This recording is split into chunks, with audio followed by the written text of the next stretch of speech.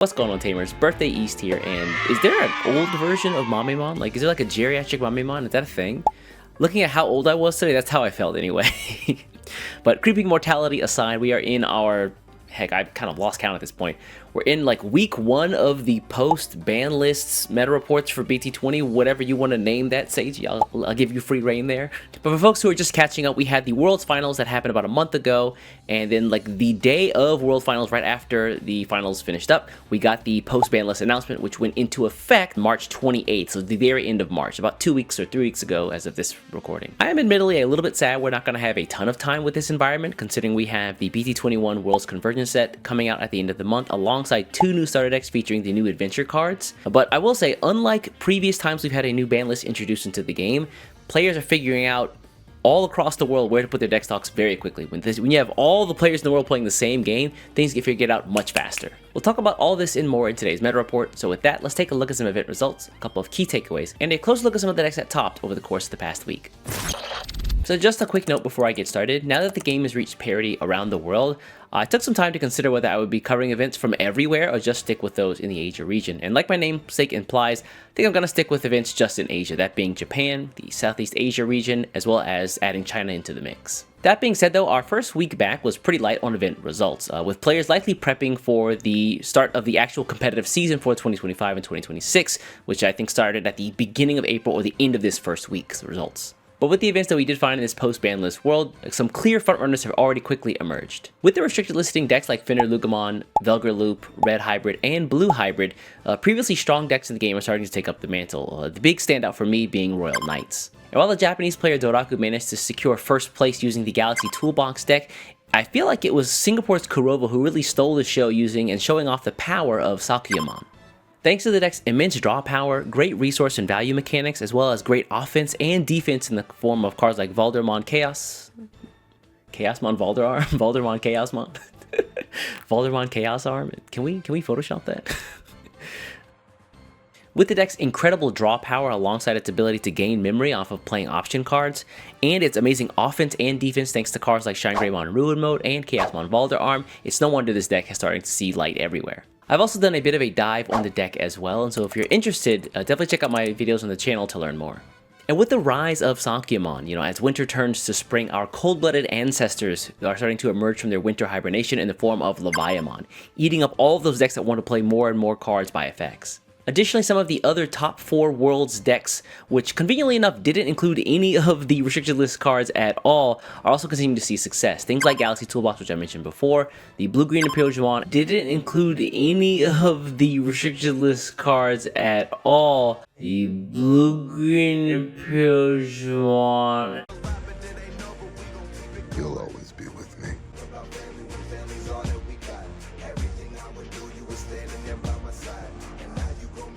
The Blue-Green Imperial Digimon, and the Virus Imperial Digimon as well. Outside of some of those more popular choices, we have seen some experimentation with decks like Alphamon, Examon, just to name a few. One of the most interesting to me has got to be TyrantKabuterimon, alongside some even updated versions of Velgarmon Loop. With next week containing results from the local store qualifier events happening out here in Japan, I'll definitely be keeping my eye out for any big developments. So make sure you're subscribed to the channel so you don't miss out, as well as for more Digimon card game content shuffled directly into your YouTube feed. With the Hits Red Hybrid coming in the form of the restriction of the promo Agunimon card, if you're left looking for a red deck with some explosive firepower, Gallantmon definitely feels like one of the better choices out there. And this max rarity list boasts not only a tight but effective build with some new additions from BT20 to give it even more punch. For the common folk out there, here's a more readable version of that list, and what's really interesting about this list in particular is that the guy who qualified at his local store qualifiers with this deck ran up against Safoagamon 4 times in a row and won.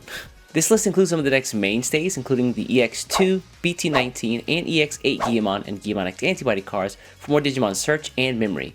Interestingly enough, this list also includes the 1 copy of the Guillamon from BT12, which is actually a Tamer search card and has a nice plus 2000 in inheritance during your turn. Speaking of Tamers, almost all of the level 4's effects are geared toward playing down those Tamers when you take a look at the BT12 and the BT20 Growlmon cards, with just enough space left over for the Growlmon X cards, as well as 1 copy of the starter deck Growlmon who gives you +1 memory and inheritance whenever you delete an opponent's Digimon.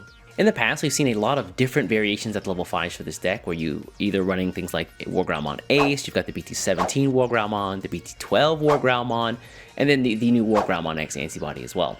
But it seems like lists are starting to gear or focus more toward the BT12 Wargramon because of his nice inheritance effect to give you +2 memory when your opponent has no Digimon on board after the end of an attack. Which honestly for this deck, because it has so much removal at its level 6s, is a pretty low bar to meet. The top end for the deck features some familiar faces, things like the BT17 Gallantmon, the Gallantmon X antibody, and even the Gallantmon Crimson mode. One of the newcomers to this deck though is the Omnimon X antibody, who gives you just enough punch and removal for that last hit to win the game. What's really interesting is that this player opted to run 2 copies of the Omnimon X over something like the cheap Rush Guillemon level 3 card, or the BT13 Gallantmon, who can reduce his costs, and he can also remove Digimon when he attacks, and he can attack when he is played on the board.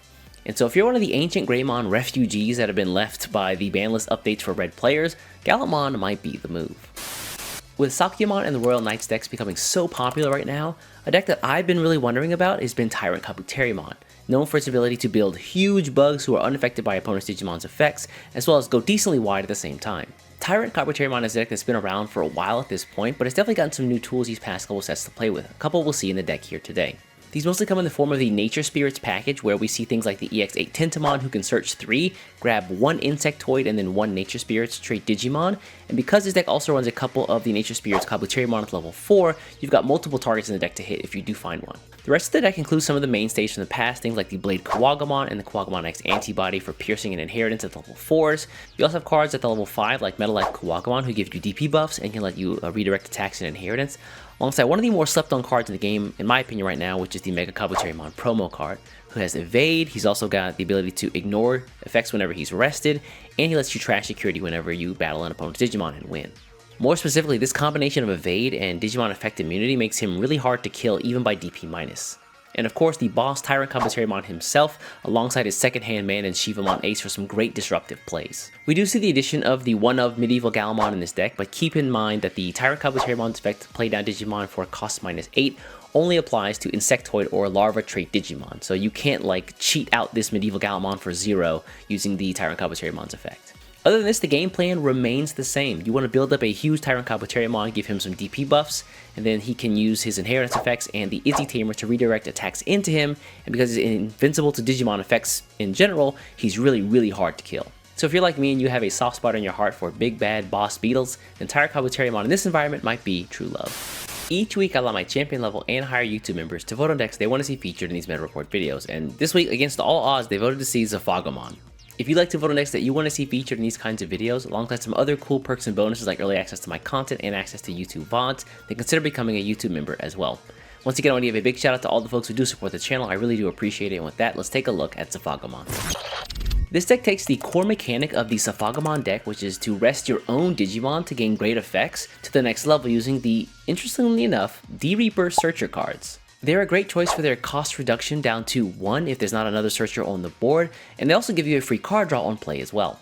This means that when you get to cards like your level 4 promo Gallantmon or your level 5 Grand Gallantmon, you have a cheap target to rest in order to gain their effects of either effect immunity or cheap evolutions. They can also serve as a great target for your Medieval Gallantmon whenever he needs to make an attack for Alliance, or to just reduce his play cost whenever you play him down. One thing I'm a little bit surprised to see in this list especially is its heavy reliance on the Tamer cards. When you take a look here, this deck runs 10 Tamers, a ratio you don't really see outside of decks like Crossheart or the Hybrid decks. These Tamers feature some familiar faces in things like the EX7 Shotokazama, who give you Piercing Blocker and can unsuspend your Vortex Warriors, alongside the Memory Setter Shotokazama from the starter deck, but more interestingly enough, 2 copies of the BT20 new Shotokazama, who has a pretty interesting effect.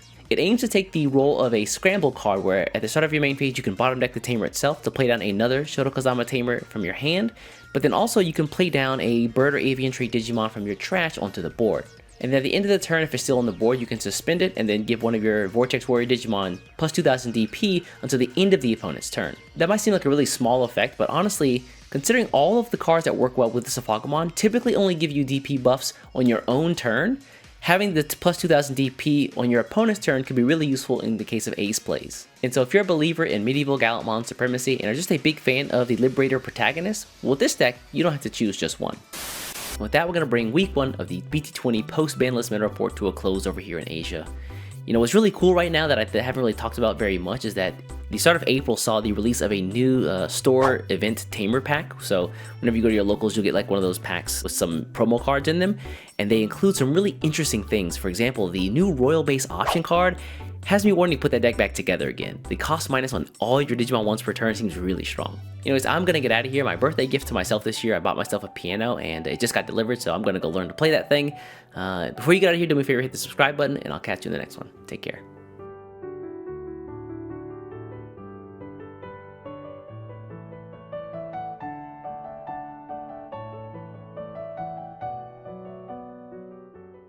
So if you're like me and you have a big, that may seem really small,